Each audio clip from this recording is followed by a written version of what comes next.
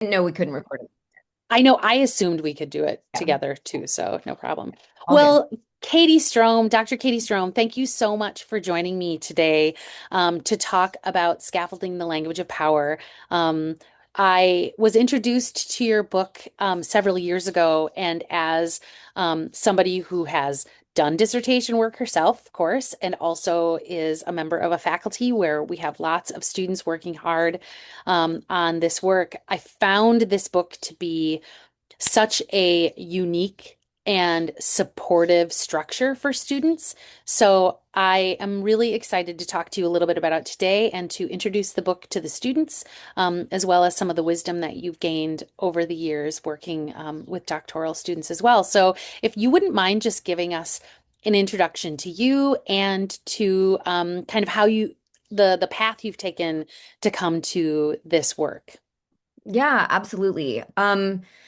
So I I find it always useful to kind of to politically locate myself, right? So one of the things about the book is I'm always saying there's not the way, there is a way. There are actually many ways, right? And so this idea that there's not one reality or one universal way to do things. And so it's really important for me to always say, I have a particular background, particular theories, particular, social justice agendas, and those shape the way I come at things.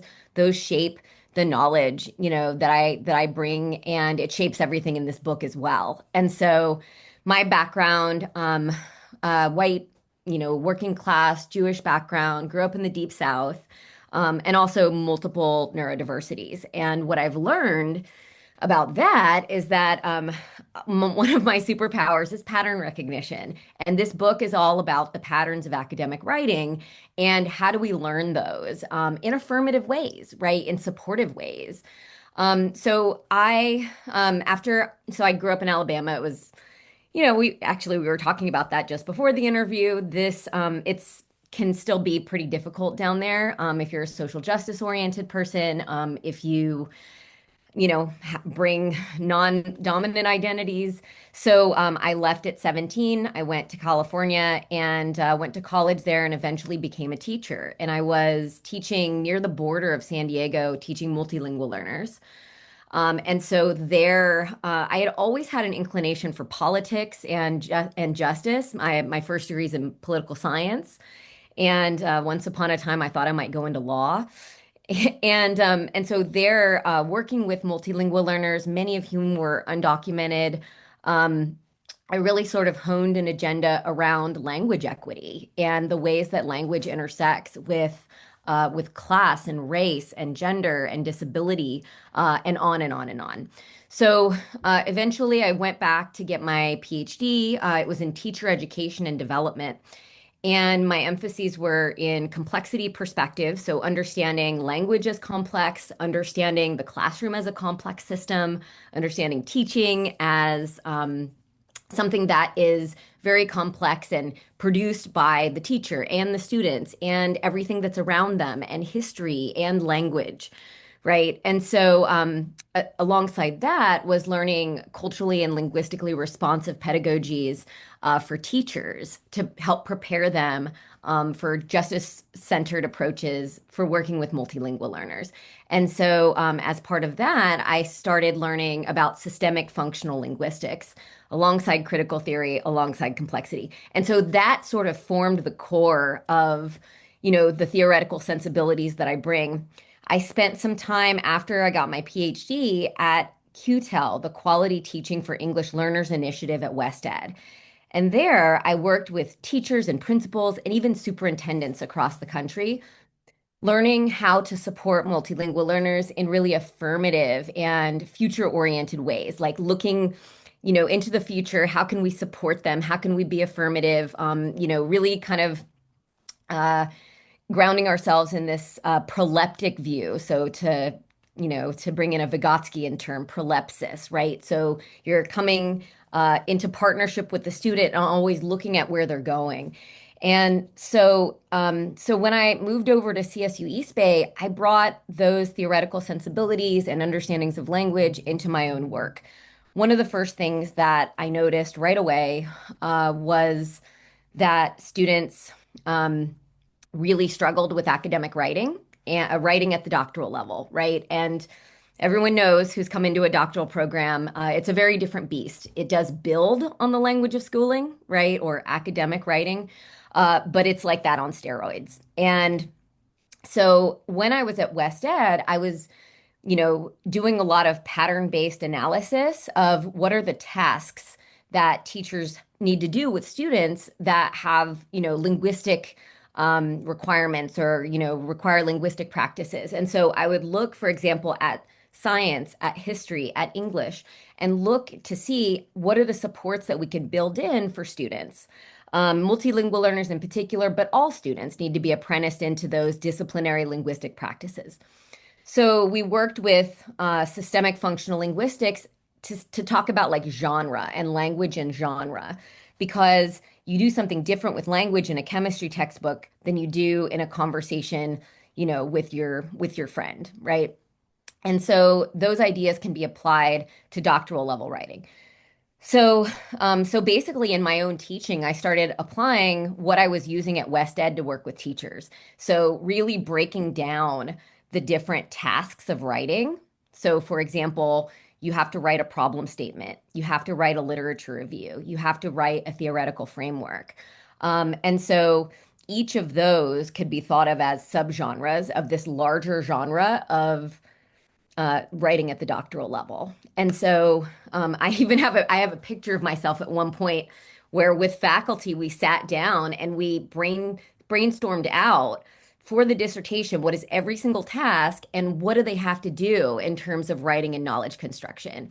And over 10 years I developed out all of these task-based activities, breaking them down into what are their elements, what are the questions these are asking, right, in your problem statement.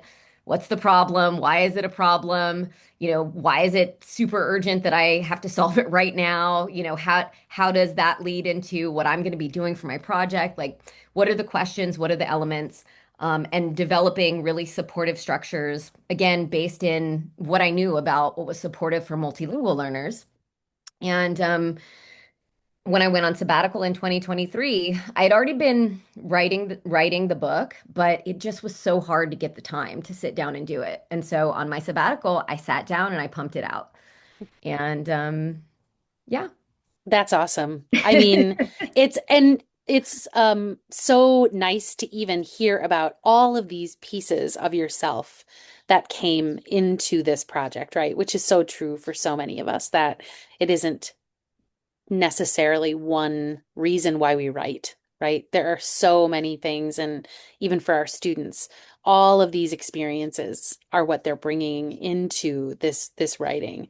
Um, I've had students who've used the book in the past talk a lot about that structure that your book really guides students through and this sort of scaffolding. Tell me what you mean by scaffolding the language of power, because I think that title is really important for people to understand your method and also the philosophy behind this really great text. Yeah, so I think actually this would be a good point to show kind of a visual to talk through that. And so there's basically three theoretical approaches that ground the book. And they're theoretical, but they're also pragmatic, right? So critical perspectives on language, systemic functional linguistic, which I've already mentioned a little bit about, and sociocultural theory. So critical perspectives on language, this is where the language of power comes from, right? And so this idea that language is an integral part of the culture of power. And the culture of power is a concept I find super useful that comes from Lisa Delpit. So she had a, very foundational 1988 piece called The Silence Dialogue. And then that later became a book, Other People's Children. And so, this idea is that classrooms aren't neutral spaces. There's a culture of power, and it operates by particular rules. And those rules aren't neutral either. They actually are markers of the dominant culture, right? So it's how the dominant culture operates. And if you are socialized into that from an early age, you have advantages that give you access to the power, right? That being part of that dominant culture affords you. If you don't, it's much harder to gain power, right? And that's where we see the cultural mismatch leading to deficit perspectives, and much more, right? Huge disparities in discipline, and overrepresentation in special education of BIPOC folks. So, um, so language is one of the major markers of the culture of power, and it also has particular rules. So the thing is, we can learn them, right? They're not neutral, and we need to keep that critical piece in mind because it has been a massive gatekeeper, and we also need access to it at the same time, right? From a practical standpoint, you have to get through your dissertation and then you can hybridize and you can get creative. And I talk about that in the book, but you'll also be in a more of a position of power, right? That doctorate gives you a seat at the table a lot of times where you can help push on those. And then the second piece is systemic functional linguistics. So this is the you can learn the rules part, right? Which is that language is rule based. Language isn't neutral. There are ones that are more culturally and societally valued than others, right? Imposed as the superior, even though it's culturally imposed. It's not just better, right? But there's specific genres that do specific things, and language in the language choices always have specific purposes, specific goals. So we can learn those. And then scaffolding is sociocultural theory, right? We learn those through scaffolding, which is a supportive approach. And I have this great, let's see if I can get it here. Let me actually go back out here, exit slideshow. Here we are. So scaffolding it's derived from Vygotsky, although Vygotsky didn't actually use that terminology. Jerome Bruner was the first one to use that terminology. But basically, just like the scaffolding around a building, it's a contingent support, right? So it is a support that it gives you a boost, right? Or it reinforces some support, but it also moves, right? So as you learn, and if we're talking about teaching and learning, as you learn something and you move towards autonomy, the scaffolding changes, right? Because you don't need it anymore. The point is to give just enough support, right, to be able to understand the thing or do the skill and move on, right? For learning, we think about the zone of proximal development or what students are on the edge of learning, and that's where the scaffold comes in. And so uh, I think one of the more unique pieces of the book, and also one of the affirmative relational pieces of the book, is that we talk about scaffolding in two ways. So, one is the book uses scaffolding as a way to support students. And that's where you see that sort of like sequential, um, you know, generate your text. Now let's do this thing with the text. All right, now, you've got all the elements, you've made sure you've got all the pieces. Now start putting them together, right? And now let's look and see what the scaffolds are. The second way that I use it is scaffolding as a writing approach. I think folks in education are, and that's generally who I write for. I mean, I think anyone in the humanities and social sciences, especially doing qualitative work, could use this. But I generally write to folks who are in education. And most people in education, begin or if they've taken any kind of learning theory, they're going to be familiar with scaffolding. And they know how to teach. And that's what writing is when we're dealing with these very dense, academic, very specialized topics. And so if we learn to scaffold as part of our writing, right, thinking about writing as not just putting something on a page, but actually designing it, right? Mhm. And often I talk with students about scaffolding as a revision piece where you get down what you need to get down, and then you come back and you design it, right?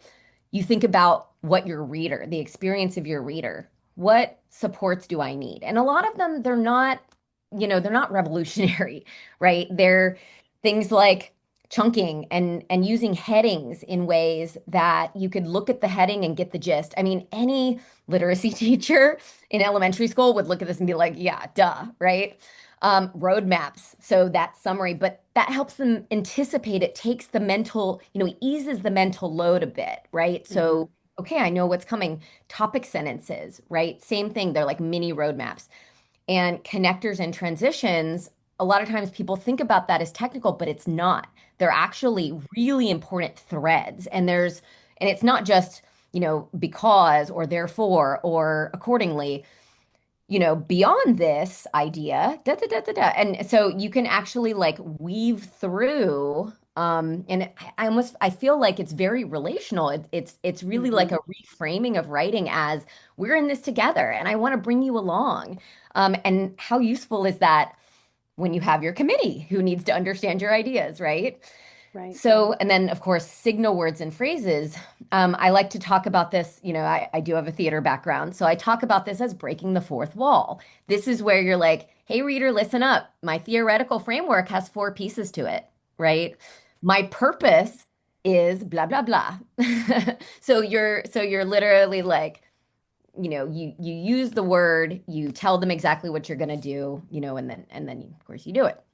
So, Well, I was gonna just say, I think one of the things that sometimes students maybe naturally assume is when you come into a doctoral program, you're supposed to already know how to write. You're supposed to just know how to do it. And I wonder if you could talk a little bit about what's wrong with that kind of thinking. I think you spoke about it just a little bit here, but really just, yeah, this is maybe some corrective thinking sometimes that people have to do. yes. So one, if you already know how to write perfectly at the doctoral level, why do you need the program, right? You don't need the doctorate to publish necessarily. So I think one, that's ridiculous that we already expect people to write at this level. So that often is what I call the sink or swim approach. That's very traditional academia, which is that professors see themselves as content experts. They don't see themselves as writing. It's unless you're in a writing PhD or something like that, a rhetoric PhD, you're not typically gonna see classes in writing. You're gonna see the classes in whatever the specialization is, and maybe in research you might get a little of it. But typically there's not room in a doctoral program. And so there is this assumption, but one of the huge problems with that, which then turns this into a massive social justice issue, that keeps the doctorate, that keeps the professoriate white and male. In education, it's a little more equal, but it's still primarily male and white.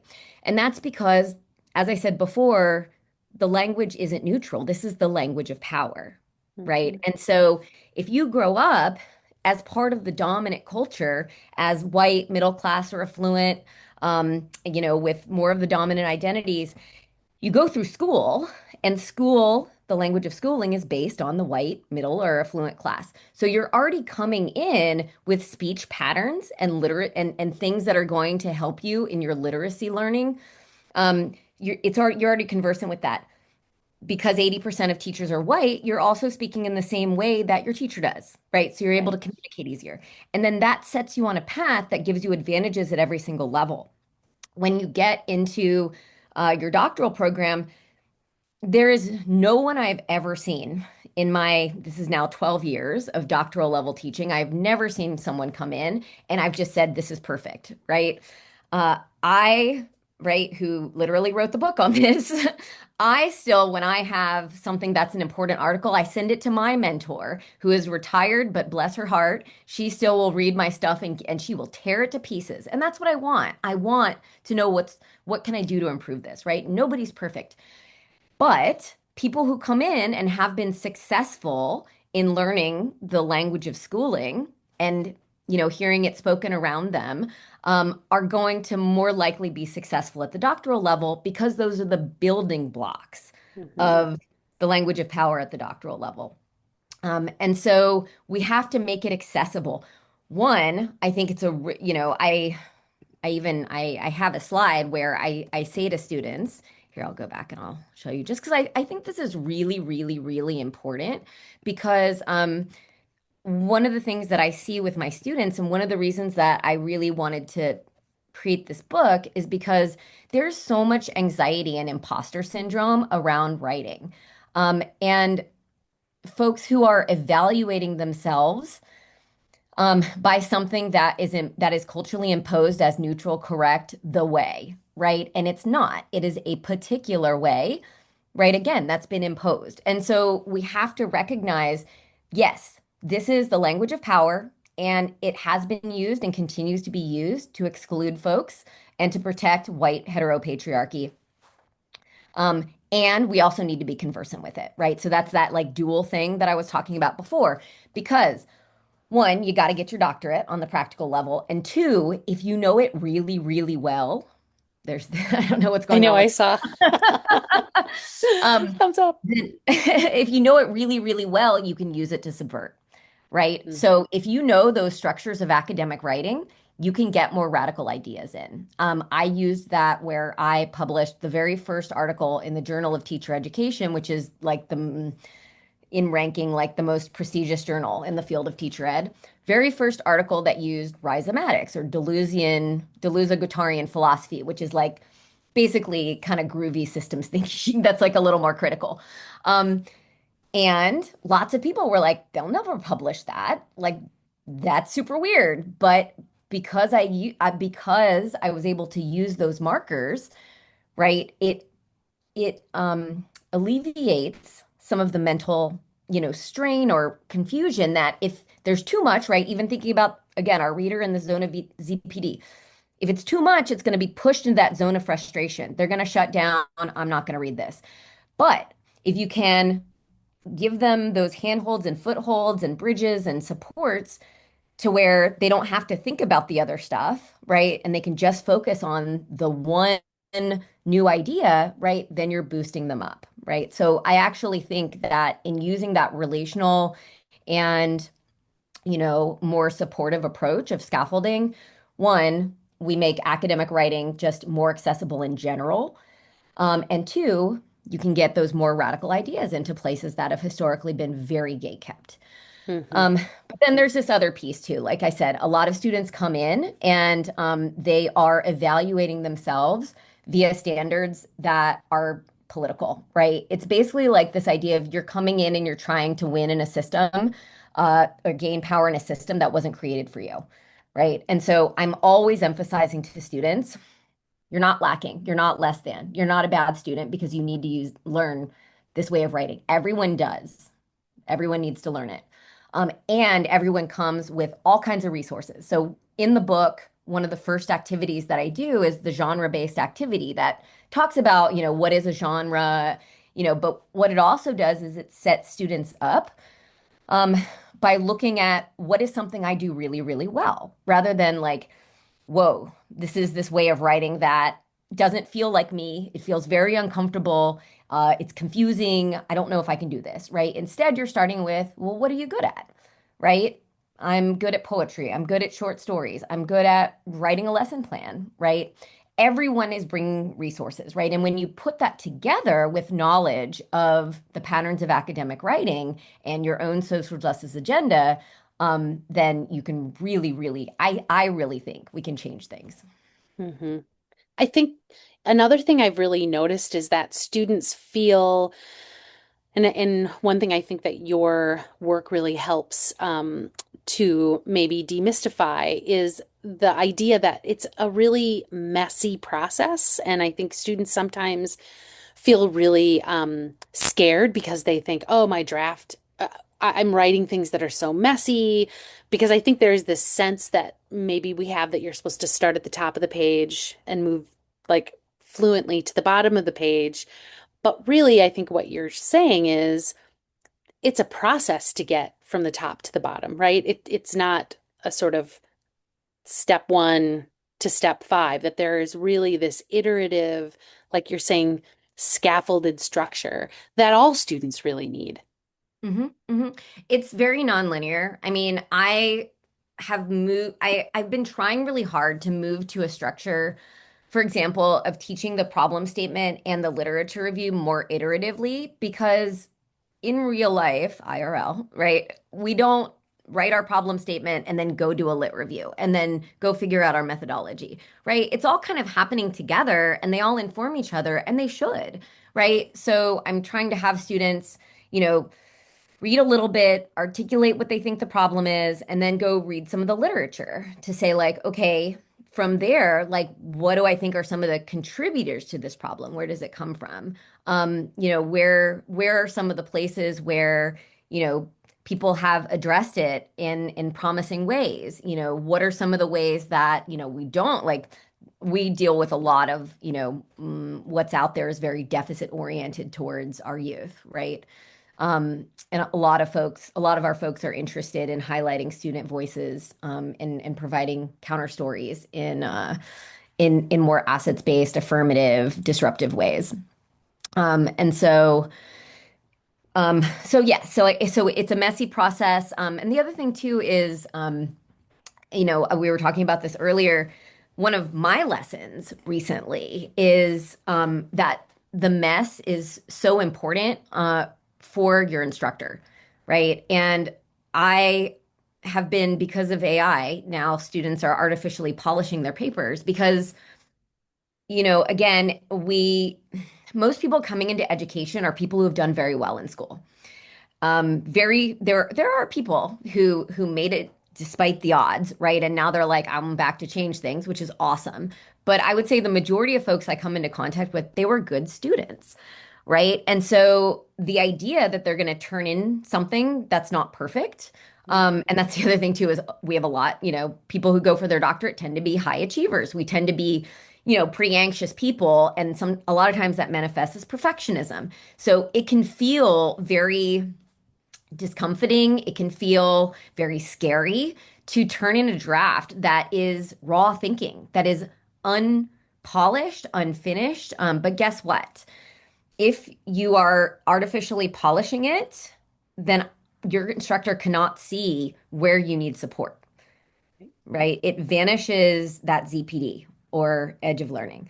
And so we need to see the mess. I mean, one of the things I can't do with the book, unfortunately, is provide feedback. But that is some of the most important thing is you present your mess, you get feedback, you make it a little less messy, right? And then you get more feedback. And it's a cyclical process. And in taking the feedback, and revising it in that revision, that's where the most powerful learning happens, Mhm. right? And so I think, that it's a cycle that you want the feedback. I also think faculty can work on their feedback. I will never, ever forget one of the first rubrics in the first doctoral class that I was in. I think one of the things was, did you contribute to knowledge or something? And the comment was not so much. Like, you know, I think that faculty can also get better and Yeah, be more affirmative and constructive in their feedback. But we can't. We somehow have to figure out that we're in it together, right? And make it a relational process rather than I did this wrong. right. Exactly. Well, with the time we have left, I wonder if you could, sort of speaking of these challenges that doctoral students face, for 12 years, you've been doing this work, working specifically with students working towards EDDs. What would you say are some of the strong pieces of advice you give to doctoral students at any stage, whether it's the beginning of the process or once they are dissertators and working on their actual dissertation projects? What are some of the things that you think it's always important that students hear? I think the thing I just said about, being okay with mess and being okay with imperfection and even knowing that it's important to show the imperfection, because that's just the thinking process, right? We are always, there's this wonderful quote from one of my favorite theorists, that we are always writing on the edge of our understanding, right? And learning itself is a really important process of learning. As you write, and also as you talk, if you talk about it, you are refining as you go. Like your brain and the information in your brain is becoming more complex, even from the start of the sentence to the end, right? That you write. So always knowing that you need to put time aside to write. Writing is a practice. Write.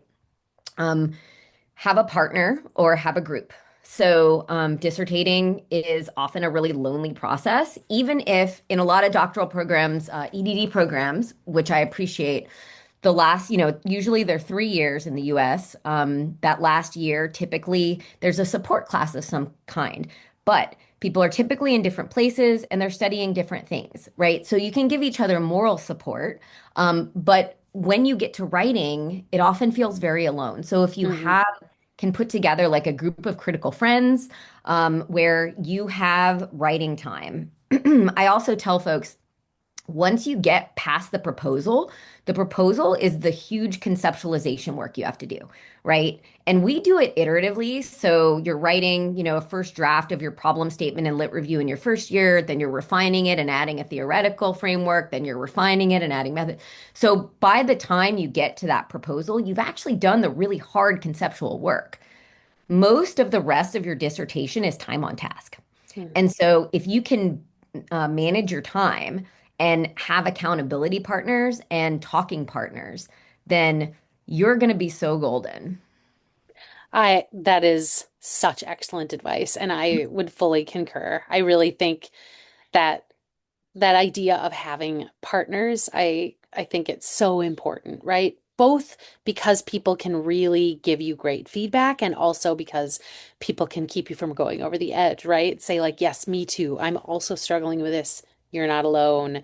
And it, especially in those moments when you really are facing doubt, sometimes those writing friends are the only people that can kind of pull you back from the brink. So, I completely agree. Well, Dr. Strom, I can't thank you enough for giving us your time. Um, the University of Wisconsin Green Bay is far from where you are on the West Coast, but it certainly is a place where we are being touched by your wisdom, and so I'm really grateful. Thank you so much for joining us. Thank you for having me. Great.